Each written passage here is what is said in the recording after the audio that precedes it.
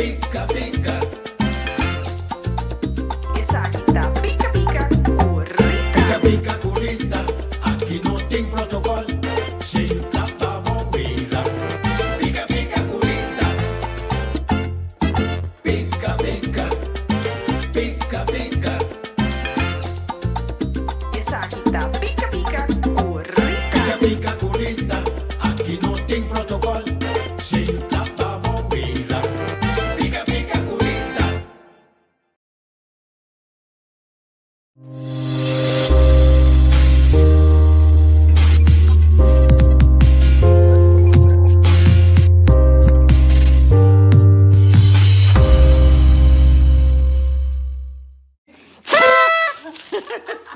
Welkom bij onze eerste aflevering van Zien.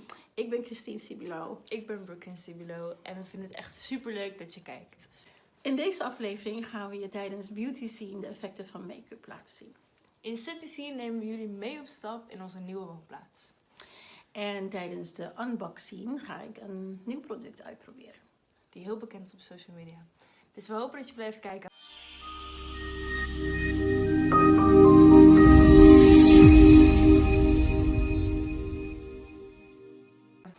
Hi allemaal, vandaag ga ik jullie in Beauty Scene vertellen wat de effecten zijn van make-up. Want we weten allemaal, make-up is allemaal leuk, we moeten technieken kennen. Maar wat doe je eigenlijk met die technieken? Wat wil je daarmee bereiken? Dat ga ik vandaag vertellen. Gewoon basisstapjes, basisdingetjes die je moet weten voordat je gaat opmaken. Dus we gaan het doen op model Brooklyn. Nou, zoals jullie kunnen zien, Brooklyn heeft geen make-up op dit moment. Dit is Brooklyn as is. En we gaan dus nu beginnen met een make-up aan te brengen, zodat je kunt zien wat het met het gezicht doet, wat het effect ervan is. We hebben vooraf een primer aangebracht over een dagcreme. Dus eerst gereinigd, daarna dagcreme en nu een primer. En nu gaan we beginnen met de foundation. Wat doet een foundation? Dat ga ik laten zien en before en after. Ik ga dus één kant opmaken, zodat je het effect goed kan zien wat het doet. Op dit moment gebruik ik een Pat McGrath foundation, maar je kunt een foundation kiezen die goed bij jou past. Let op de kleur. Het mag niet te donker en niet te licht. Je kan beter één tintje donkerder dan te licht. Hoe weten mensen wat hun beste foundation kleur is? Hoe komen ze erachter? Dan moet je echt gaan testen. Kijk, ik weet het al heel snel als ik het zie want ik heb ervaring daarmee. Dus ik heb deze ook gewoon besteld zonder te weten of het mijn kleur is of niet, of jouw kleur is of niet. Maar daar heb ik ervaring mee. Maar als je er zelf erachter wil komen, moet je eerst naar de winkel en even uitproberen op je huid. En vooral op je gezicht, niet op je hand, zoals andere mensen heel vaak zeggen, moet je op je arm doen. Is niet de juiste plek, want dat is een hele andere kleur dan je gezicht. Dan is je gezicht veel lichter. Dus het beste is om dat gewoon op je, zeg maar op je kaak, zoals hier bijvoorbeeld, kan je het aanbrengen. Dan kan je precies zien of het past of niet. Dus de foundation breng je dus ook gewoon aan. En wat is het effect van een foundation? Foundation is gewoon een basis, zo'n wit papier. Dan heb je niet verschillende kleurtjes op, dus één kleur wit. En dat wil je dus ook hebben, dat het helemaal egaal één kleur is. Als je één kleur hebt, kun je daar heel mooi op schilderen. Want dat is eigenlijk wat je aan het doen bent. Je bent aan het schilderen.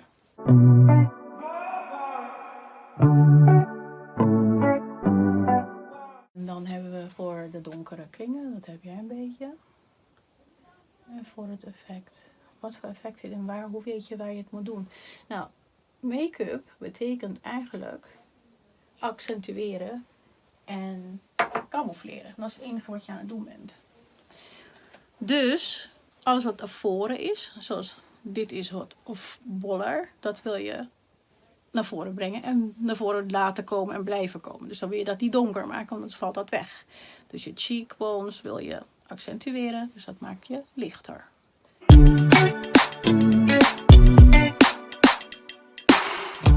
Nou, nadat je je foundation hebt aangebracht en je concealer en dat je met je Beauty Blender alles een beetje egaal hebt gemaakt en dat het overloopt in elkaar, dan ga je het afpoederen zodat het niet vlekkerig blijft of dat het vettig blijft. Dat wil je niet. Als je het glanseffect wil, kan je dat beter doen met een glanspoedertje dan niet met vet. Want dat gaat alle kanten op een gegeven moment.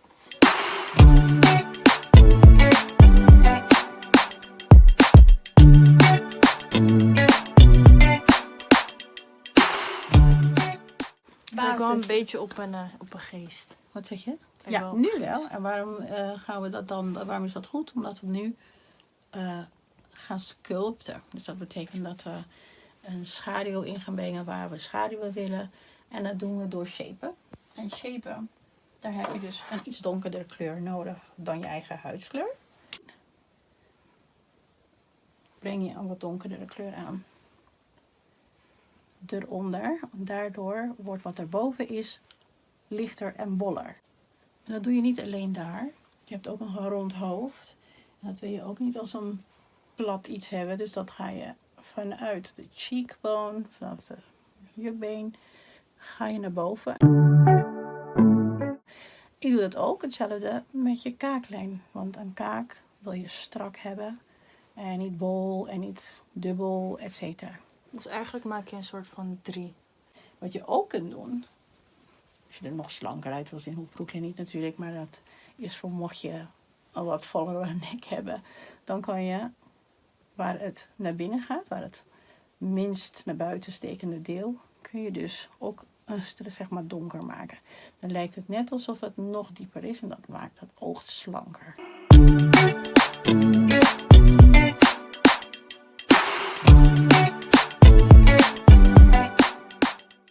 Wat goede merken zijn voor potloden of make-up, wat dan ook. Daar komen we in een andere aflevering wel weer op terug.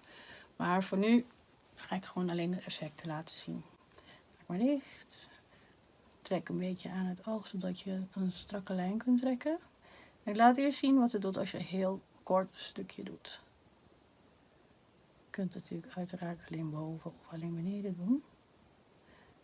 Doe je alleen boven, creëer je ook een beetje Aziatische look. Het is wel heel natuurlijk.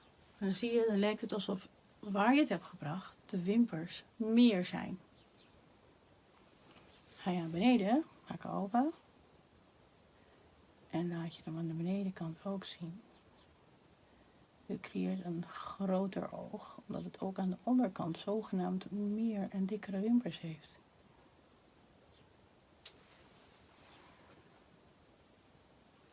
Ga je dan het hele oog doen aan de bovenkant.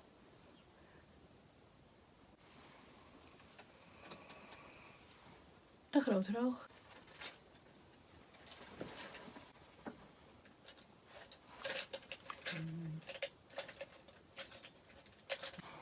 Nou, Brooklyn, wat gaan we doen vandaag? Wil je een drieluik, een smoky eye, een hele simpele natuurlijke base? Ik weet nog niet zo goed wat een drieluik is, dus laten we dat doen. Oké, gaan we een drieluik doen. Nou, wat is een drieluik? Een drieluik, dat betekent dat je een donkere kleur hier hebt, een donkere kleur daar hebt en hier in het midden heb je een glans.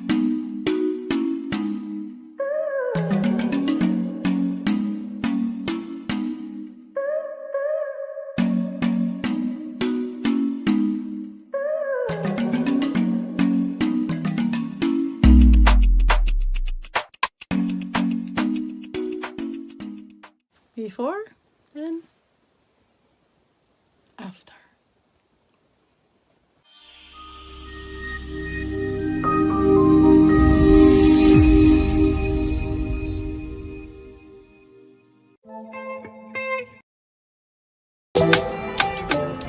Kort zijn we verhuisd naar de leukste stad van Friesland, Sneek. Het leek me daarom ook leuk om onze eerste city scene te houden over Sneek. We hebben zelf nog niet zoveel kunnen ontdekken over Sneek en daarom gaan we het nu samen doen. Kom je mee? Het schijnt dat Sneek 7 schatten bezit, allemaal gevestigd hier in het centrum. De Waterpoort is gebouwd in 1492 en diende om de toegang over water naar de stad af te sluiten. In 1613 kreeg de Waterpoort een make-over. Omdat het geen militaire functie meer had, werd er een sierpoort van gemaakt. Zoals je kunt zien bestaat de poort uit 2 achtkantige torens met daartussen een brug. Sneek had nog 4 waterpoorten en 2 landpoorten, maar die zijn allemaal gesloopt in de 19e eeuw. We kunnen gelijk door naar onze volgende schat. Het beeld van Fortuna. De man met de hoorn verwijst naar een beeld van Fortuna, de godin van geluk. In Sneek herinnert zijn fontein aan de afwisselende periodes van voor- en tegenspoed. Dit is dus het beeld van Fortuna. Zijn bal draait eigenlijk voortdurend, behalve nu wij er zijn.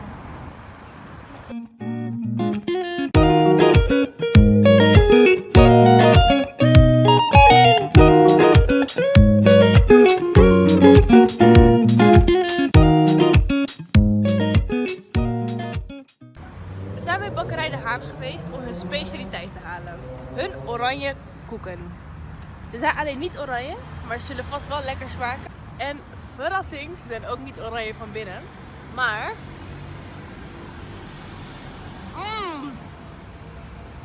Zo lekker! Je moet... Oké.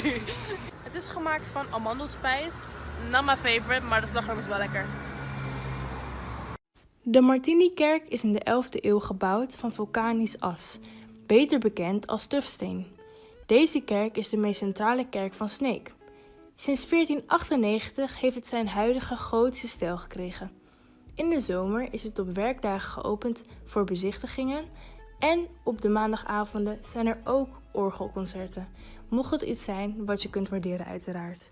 Voor liefhebbers van kunst, cultuur en muziek bevindt zich hier het Cultuurkwartier van Sneek.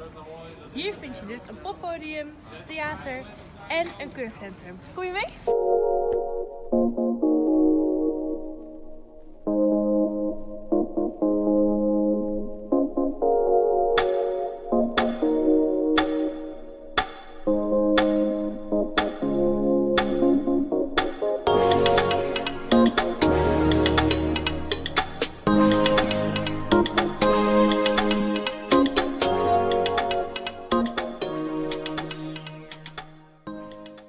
Het stadhuis is gebouwd in 1478, maar is vooral bekend als monument in de 18e-eeuwse rococo-stijl. Het gebouw heeft meerdere keren een nieuwe look en uitbreiding gekregen. Behalve het bordes uit 1745, die nog steeds haar barokke stijl heeft gehouden. Dit bordes is ontworpen door de Sneeker beeldhouwer Gerben Jesse Nauta. Het stadhuis is meestal alleen tijdens Open Monumentendag te bezoeken. De helm van de Friese vrijheidsstrijder Grutte Pier, die in 1520 in Sneek overleed, is hier dan ook te bezichtigen.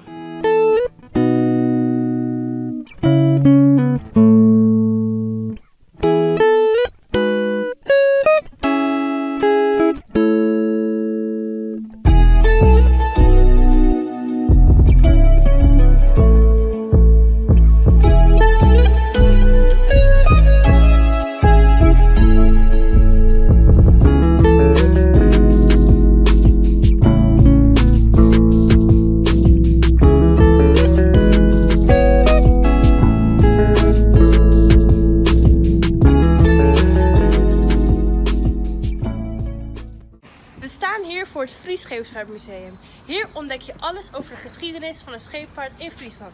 Maar ook over alle ijssporten en de geschiedenis van de stad Sneek. Wist je dat in 1841 de eerste CNA werd opgericht in Sneek? CNA staat voor de voornamen van de broers Clemens en August Brenninkmeijer. Hun eerste winkel hier in Sneek was een textielwinkel. Kort daarna werd het een confectiewinkel, die zich snel over het land en buitenland wist uit te breiden, zoals we weten. Om het 150-jarig bestaan te vieren, schonk CNA de stad Sneek dit bronzen beeld genaamd Lapke Poep en Friese boerin. Het stelt dus Lapke Poep, ofwel stofhandelaar voor, die met de Friese boerin onderhandelt over de prijs van een lap stof. En hoe zit het met het shoppen in Sneek? Daar gaan we nu achterkomen. De place for shopping is natuurlijk de winkelstraat Oosterdijk.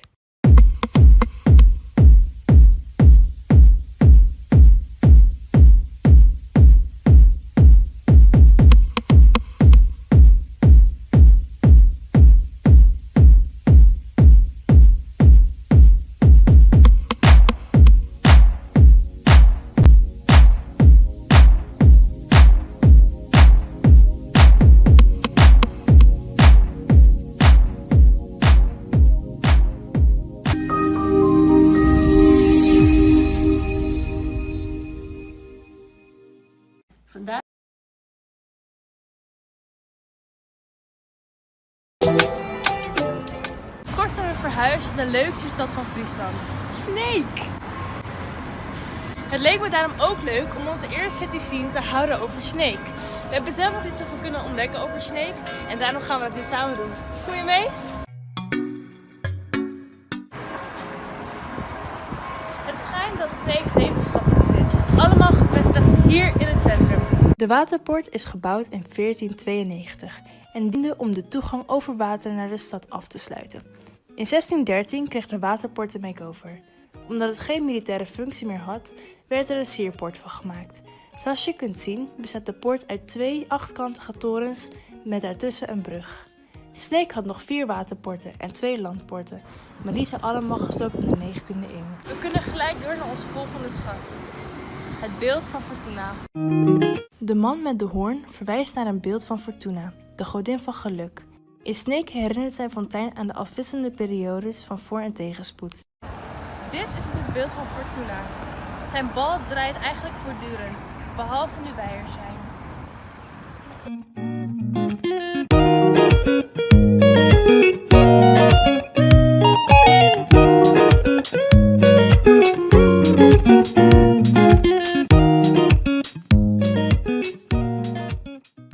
We zijn bij bakkerij De Haan geweest om hun specialiteit te halen.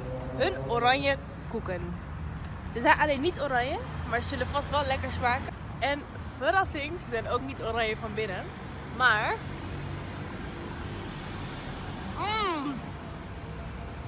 Zo lekker! Je moet... Oké. Het is gemaakt van amandelspijs. Not my favorite, maar de slagroom is wel lekker. De Martini-kerk is in de 11e eeuw gebouwd van vulkanisch as, beter bekend als tufsteen. Deze kerk is de meest centrale kerk van Sneek. Sinds 1498 heeft het zijn huidige gotische stijl gekregen. In de zomer is het op werkdagen geopend voor bezichtigingen en op de maandagavonden zijn er ook orgelconcerten. Mocht het iets zijn wat je kunt waarderen uiteraard. Voor liefhebbers van kunst, cultuur en muziek bevindt zich hier het Cultuurkwartier van Sneek. Hier vind je dus een poppodium, theater en een kunstcentrum. Kom je mee?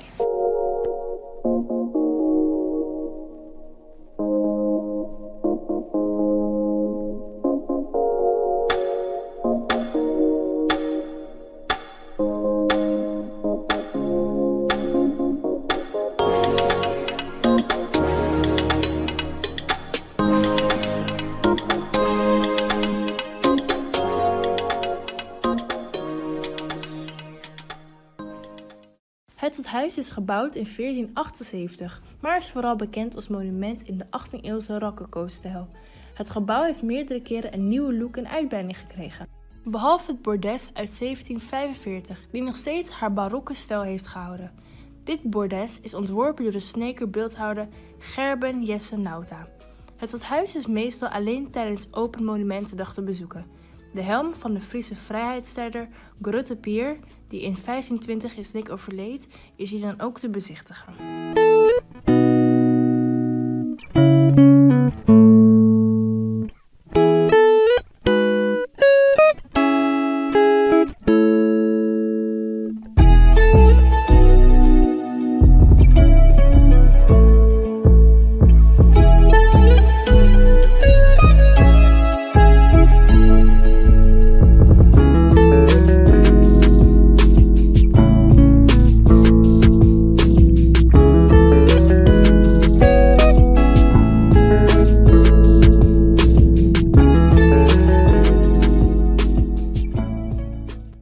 We staan hier voor het Fries Scheepvaartmuseum. Hier ontdek je alles over de geschiedenis van de scheepvaart in Friesland. Maar ook over alle ijsporten en de geschiedenis van de stad Sneek. Wist je dat in 1841 de eerste CNA werd opgericht in Sneek? CNA staat voor de voornamen van de broers Clemens en August Brenninkmeijer. Hun eerste winkel hier in Sneek was een textielwinkel. Kort daarna werd het een confectiewinkel, die zich snel over het land en buitenland wist uit te breiden, zoals we weten. Om het 150-jarig bestaan te vieren, schonk CNA de stad Sneek dit bronzen beeld genaamd Lapke Poep en Friese boerin. Het stelt dus Lapke Poep, ofwel stofhandelaar voor die met de Friese boerin onderhandelt over de prijs van een lap stof. En hoe zit het met het shoppen in Sneek? Daar gaan we nu achterkomen. De place for shopping is natuurlijk de winkelstraat Oosterdijk.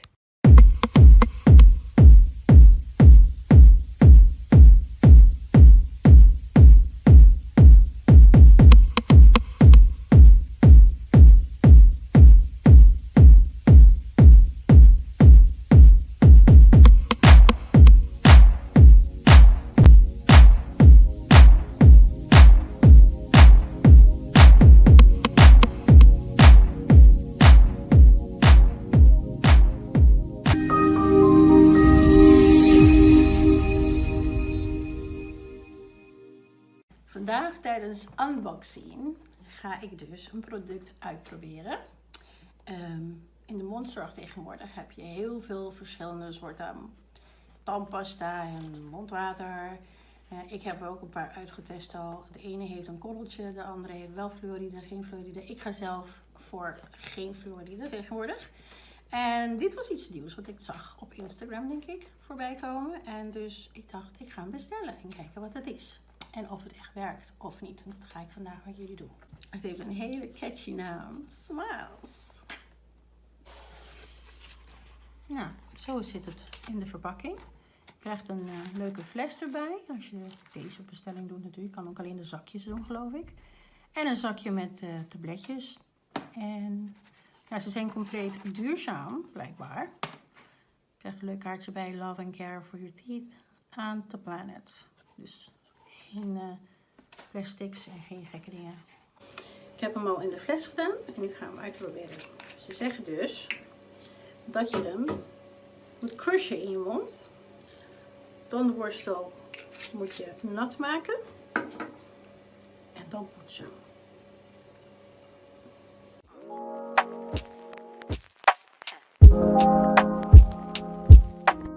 Ik wil niet veel zeggen, maar het doet het wel. Ik vind het lekker schoon voelen en glad. Het is gladder dan bij mijn andere tandpasta. Dat viel me heel erg op. En geen gepruts met niks. Je doet het in je mond, maakt je borstel nat en poetsen en klaar. Het is eigenlijk wel heel handig. En het zit in een heel mooi stylish potje, flesje. Nou, ik vond het ook heel leuk dat ze een berichtje na hebben gestuurd. Om uit te leggen hoe je het gebruikt en de pro's en alle handige voordelen. Ja, ik zal een stukje voorlezen wat ze hebben geschreven. Het is een tablet, geen pasta, geen tube, geen plastic, geen pasta resten. Hij schuimt iets minder dan tandpasta, maar ja, we gebruiken ook geen schadelijk SLS. Dus dat is weer handig. Het smaakt fris en niet naar plastic, microplastic, maar gewoon duurzaam minty. Nou, dat is allemaal heel handig en voordelig natuurlijk. Ik heb ook gekozen, want ze hebben er 2. Ik had gezien dat ze eentje met fluoride hadden en eentje zonder. Ik heb gekozen voor zonder fluoride. En het smaakt hartstikke goed. En volgens mij ruikt het ook goed, maar dan moet ik even testen. Als ik het een cijfer moet geven, dan geef ik het een dikke 8,5. Maar dat is misschien ook omdat ik moet wennen aan het schuim. Dat het niet schuimt of zo, maar alles went toch? Dat was het. Dus ik hoop dat je er wat aan hebt gehad. Tot de volgende unboxing.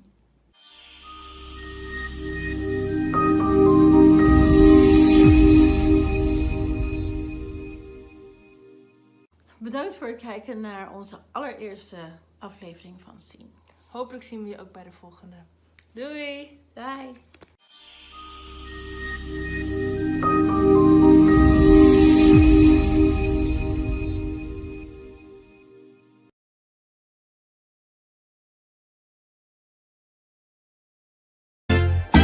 Pica, pica, pica, pica. Daqui o bolso assim mira. Outro pica pica corrida. Pica, pica, curita. Aquí no tem protocolo. No saca vivira. Pica, pica, curita. Pica, pica, pica, pica.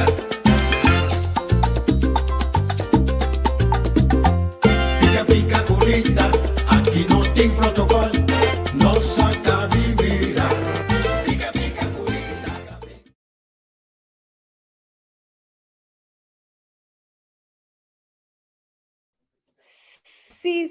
Sí, Shonang, sí.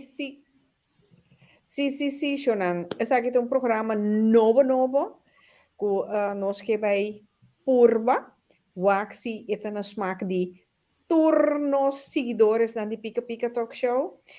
Onder met de jong, que sa hopi die schoonheid, zoals je bewaken, wordt meer quanto belleza, quanto schoonheid ting, muito que suyo moe.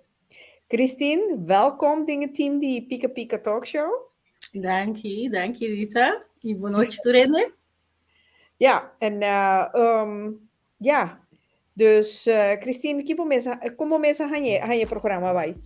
Ja, ik was dat spannend para mim, para mim, minha dat tem talk show of que eu apresentar nunca, para mim. En vooral epida que eu live, dat je best wel spannend. Ja. dus die zaten kon die programma worden ontvangen. Dus heel benieuwd. Ik hoop dat ik veel commentaar krijg, maar dan opbouwend commentaar en positief. Ai, sigur. Dus beetje bij beetje, je bent nog eens in Antiki, die Friesland. Meneer Mamira, Martinikerk.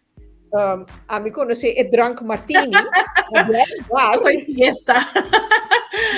No, er staat een bisschop, ja, maar Sint Maarten. En volgens mij, ik weet niet of het zeker is, dat volgens mij Sint Maarten loopt en met zo'n bisschop, dan vernoem ik misa. Heel mooi om te zien, dus... maar kijk, de kerk naar de Bebe Martini zo. Zit om misa, zit er misa, met een misa bij.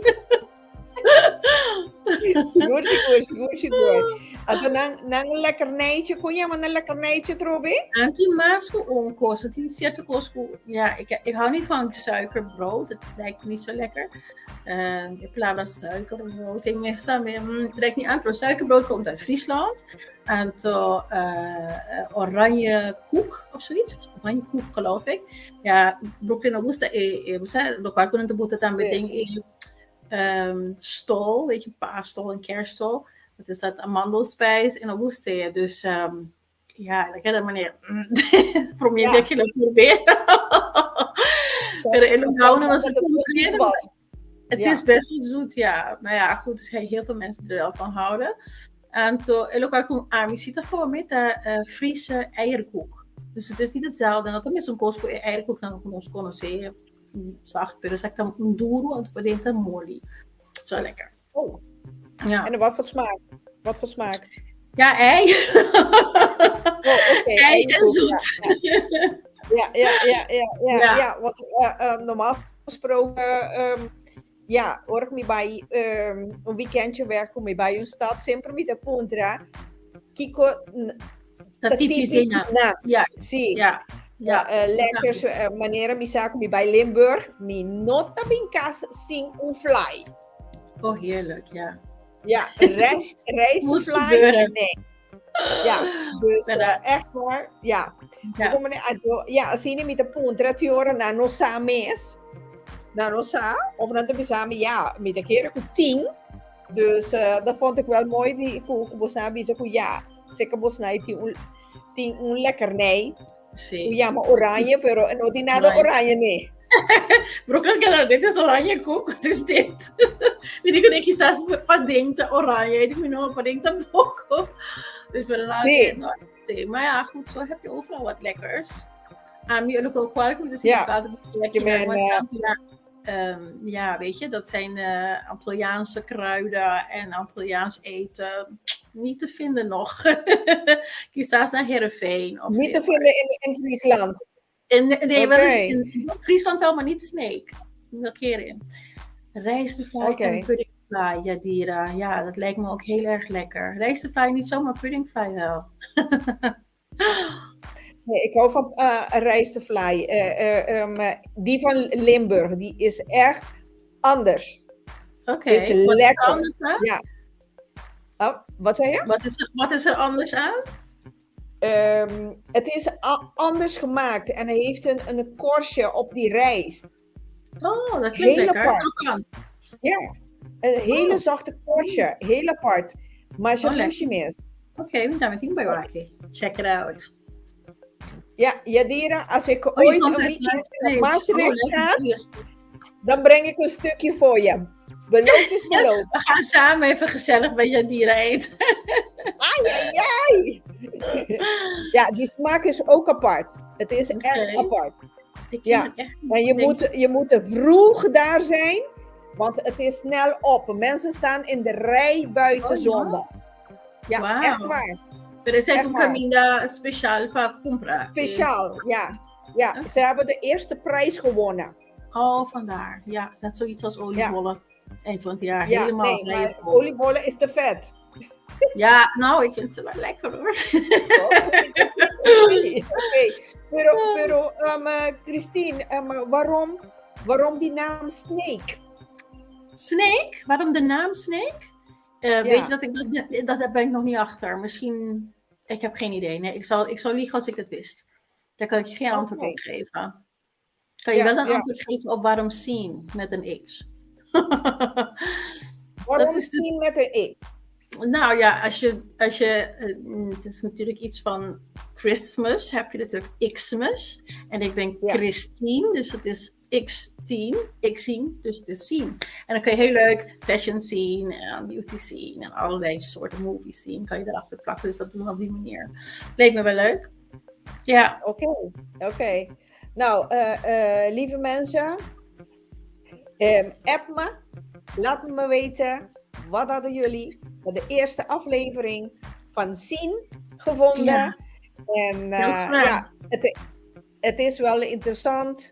En ja, we houden van beauty en fashion en uitgaan.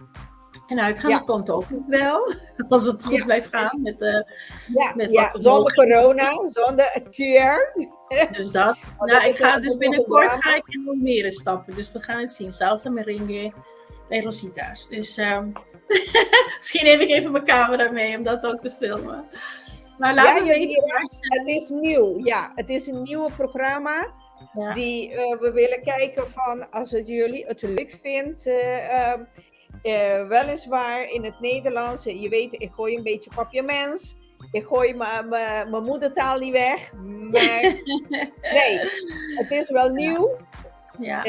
Maar En mochten Ja. mensen bepaalde dingen willen, dat ze dan dat soort topics gaan filmen of daar iets over doen, dan hoor ik het natuurlijk ook graag. Is ook heel leuk en inspirerend. ja, Ja. Jadira. Het kwartje moet nog doorvallen. Nou, straks wordt het een 1 euro hoor. Het komt goed. Nee, maar Christine, wat had je zelf van gevonden? Ja, dan zeg ik van het even spannend. Ik weet niet wat andere mensen ervan vinden natuurlijk. En jij vindt er zelf wat van. We hebben het helemaal zelf geëdit, zelf gefilmd. En we hebben het gewoon met onze telefoon gedaan. Want we hebben nu nog helemaal geen equipment. Je wil eerst natuurlijk weten hoe dat bevalt. En nou ja, mijn dochter heeft een stukje gedaan. Ik heb een stukje gedaan. En ik vond het wel heel leuk om te doen met mijn dochter. En ik hoop in ieder geval dat ik mensen ook inspireer om leuke dingen met hun kinderen of dochter te gaan doen. Zoals wij dat doen. Ja, dus ik vind het leuk en ik vind het leuk om te doen. Dus ik hoop ook echt dat het door kan gaan. En dat we gewoon veel mensen krijgen die het leuk vinden om ernaar te kijken. En iets aan Zeker. hebben gewoon. We moeten er wel ook wat aan hebben. Dus, Ja, zeker. Dus we gaan meer fashion, meer mode, meer Ja. pose en stijl. ja, maar ook interviews met mensen. Ik heb nu gesproken ook met een paar mensen waarvan ik denk, nou, die zijn leuk om in te interviewen. Dus ik ben benieuwd of dat allemaal kan gaan gebeuren. Ja. Esto. I like it. Zeker. Dus Ja. Christine, nogmaals, ik ben blij om jou te leren kennen. Dat jij al een beetje, hè? Al een tijdje. Ja, klopt. En leuk om jou nu in het team van Pika Pika Talkshow. En laten we maar hopen dat het blijft groeien. En Jadira blijft vragen. Kijk. Ja, Jadira natuurlijk voor heeft alle een leeftijden. Daarom is mijn dochter erbij. Zodat zij het gedeelte doet van de jonge mensen. En ik doe dan gewoon de volwassen vrouwtjes. En misschien komen er ook nog mannen bij. Hè? Want dat is ook heel leuk om mannen te stylen. En te laten zien hoe ze dat kunnen doen. De meeste mannen hebben dan ook een beetje hulp bij nodig. Mijn vriend had dat ook nodig. Dus hij ziet er ook helemaal hip en happening uit nu. Christine, vind je oké dat als mannen ijdel zijn? Nee, ik vind ijdelheid sowieso voor niemand interessant. Het is bijna alsof je een heel groot ego hebt als je ijdel bent. Ik hou niet eens van het woord. Ik vind verzorgd zijn is het betere woord. Dat je je goed verzorgt, dat je beseft dat je één lichaam hebt en dat je die moet verzorgen, want je moet er een heel leven mee door. En dat je ervan houdt. En dat je daar gewoon goed mee omgaat. Dus gezond leven. En natuurlijk kan je een keer gek doen. Maar het moet niet een gewoonte zijn, zeg maar. Dus nee, ijdelheid, daar ben ik geen fan van, maar wel dat je je verzorgt. Hè? Dat je zorgt dat je er op je best uitziet. Want dat is het mooiste wat er is. Ja. Nee, bij mij is het, je mag ijdel zijn, maar ik mag geen ego. Ego voor mij Ja, is... dat is ook een beetje. Ijdelheid heeft te maken met als je heel erg bezig bent met alleen maar ik. Kijk mij. En dat is in mijn optiek ijdelheid. En ik denk, jezelf verzorgen, dat is liefde voor jezelf. En het beste van jezelf laten zien. En dat kan. Dat is niet zo moeilijk. En daar kan ik iedereen een beetje in helpen. Ja, precies. Ja. Dus Florencia, welkom. Florencia Filomena, welkom. Dus het wordt misschien elke woensdag en anders om de 2 weken. Nee, Want, om de week. Ja, Eén keer in de 2. ik wil echt goed voorbereiden. En ze doen het met z'n 2, moeder en dochter. Dat is wel leuk. Ja, dat is wel leuk. Dus Nou, Christine, dankjewel nogmaals. Ja, jullie ook bedankt voor het kijken en voor de mogelijkheid dat we dit kunnen doen. Dus over 2 weken of over een week, we gaan het zien. Ik hoor het nog wel. En laat weten als jullie nog wat willen weten, of dat we een programma maken over een bepaald onderwerp. Of, ik hoor het graag. Ja, anders laat mij maar weten van, jullie willen dit zien of jullie willen meer weten. Bijvoorbeeld over die tandpasta. Heeft die tandpasta geen smaak? Het heeft menthol erin, dus het is wel heel... Ik vind wel dat ze iets meer menthol erin mogen, zo dat ben ik natuurlijk gewend van die andere. Maar het is wel heel goed dat het geen SLS erin heeft. En dat is alleen maar een schuimmiddel. En als je dat weglaat, is het net zo goed. Het is wel slecht om dat SLS erin te hebben. Het is slecht voor je mondhygiëne. Je krijgt er afte van. Je kunt er zelfs meer karies van krijgen, dus gaatjes en zo. Dus het is op zich heel slecht om die andere pasta's te blijven gebruiken. Ik maak geen reclame ervoor. Ik heb het toevallig gezien. Ik kreeg geen geld van of niks. Dus ik zag het en ik dacht, nou leuk. En ik denk, misschien vinden andere mensen ook zoiets interessant om te gebruiken. Ik vind het heel fijn. Het voelt heel glad. Ik zag het terwijl langskomen in TikTok, bij de TikTok.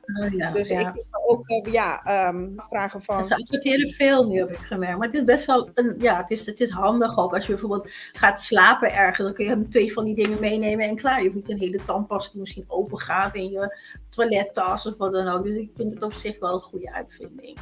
Ja, ik moet nog wel wennen hoor. Voor mij heeft het iets te weinig menthol. Het moet iets meer hebben. Dus ik doe altijd wel mondwater daarna. Dus dat is goed. Oké. Nee, is goed. Oké. Nou, dat was het mensen. Ja, gezellig. Jullie allemaal bedankt. Ja. En ik zou zeggen, tot volgende week of over 2 weken. Tuurlijk. Doei. Ik hoop jullie. Doei. Bye.